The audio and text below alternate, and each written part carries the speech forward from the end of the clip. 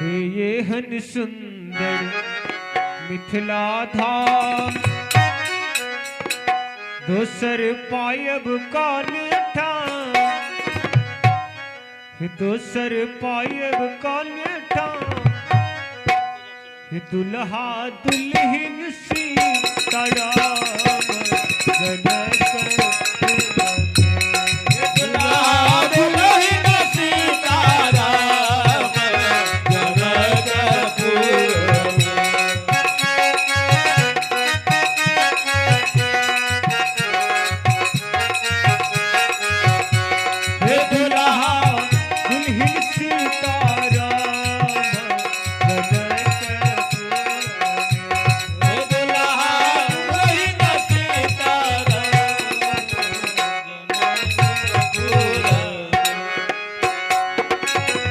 एहन सुंदर मिथिला धाम, दोसर पायब कान ठाम, एहन सुंदर मिथिला धाम, दोसर पायब कान ठाम, एहन सुंदर मिथिला धाम, दोसर पायब कान ठाम, एहन सुंदर मिथिला धाम, दोसर पायब कान ठाम, दोसर पायब कान ठाम, दोसर पायब कान ठाम, दुल्हा दुल्हन सीता राम जनक दुल्हा दुल्हन सीताराम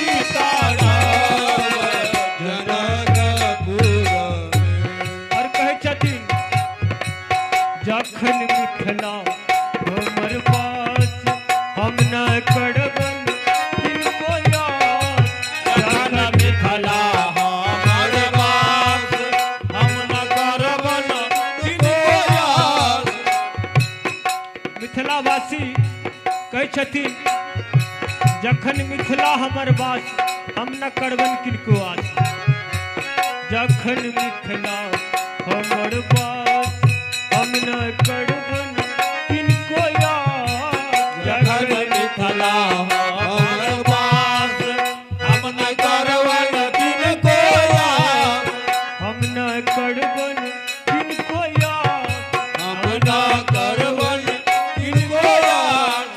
जखन मिथिला हमर बास हम न करबन किनको आस। जखन मिथिला हमर बास हम न करवन किनको याद। हम न करबन किनको आस। हम न करवन किनको याद। जते मिथिलावासी छै श्री किशोर जी हमरा सबके बहिन रूप मानल गेल। एहि दुआरे जेकर बहिन एहि मिथिला में उनका चिंता करे के कोनो बात नहीं छै। हे हमर बहिनी बतै काज हमर बहिनी बततिर खास जनकपुर।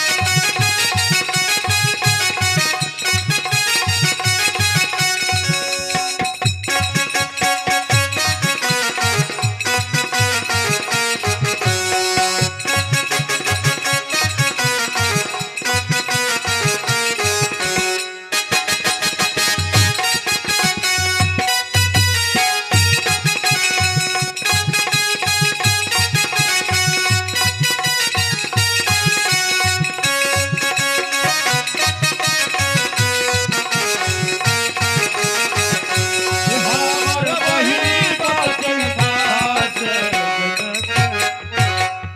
और कहे छथिन सिया बहिन सुकुमार सिया बहिन सुकुमार होत जनक जी के दुलार।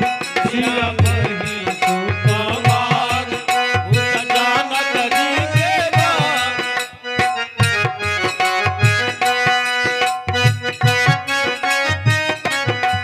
सिया बहिन सुकुमार होत जनक जी के दुलार। सिया बहिन सुकुमार जनक जी के दान। सिया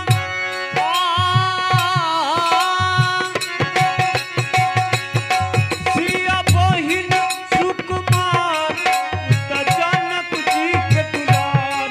सिया बहिन सुकुमार जनक जी के दान। एतबे नहीं राम जी कैलन ससुराल जनकपुर में। राम जी कैलन ससुराल जनकपुर में।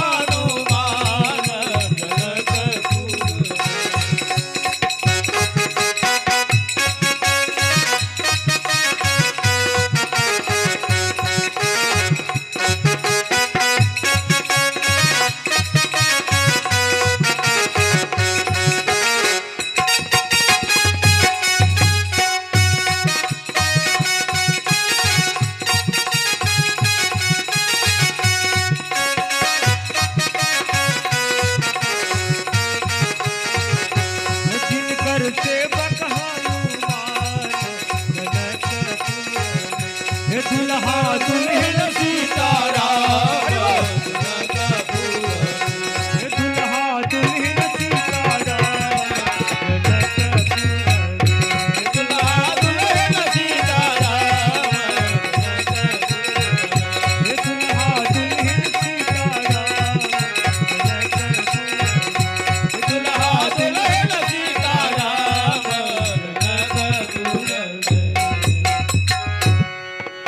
बोल दे जनकपुर धाम की जय।